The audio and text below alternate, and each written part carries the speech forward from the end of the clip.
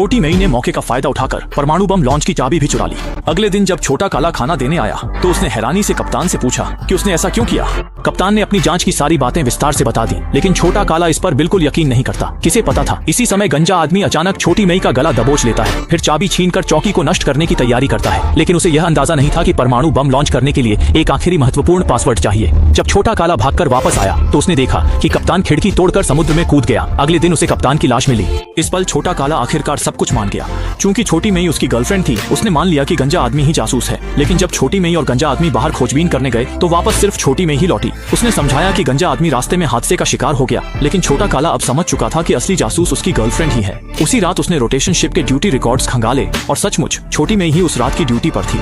सबूत पक्के थे और छोटी मई ने सच्चाई कबूल ली। असल में उस रात उसने चुपचाप वॉच टावर का लोकेशन डिवाइस हटा दिया था। जब रोटेशन शिप को गलत दिशा में भेजा गया तो छोटी मई ने घने कोहरे का फायदा उठाकर सबको मार डाला। उसका मिशन न्यूक्लियर हथियार की चाबी हासिल करना था। निराश छोटे काले ने बिना झिझक बटन दबाया, पर कोई प्रतिक्रिया नहीं हुई। असल में इस वॉच टावर में कोई न्यूक्लियर हथियार था ही नहीं, यह तो बस दुश्मनों को डराने के लिए था। इसी तरह दोनों हमेशा के लिए यहीं फंस गए और उनकी जिंदगी अंधेरे में डूब गई।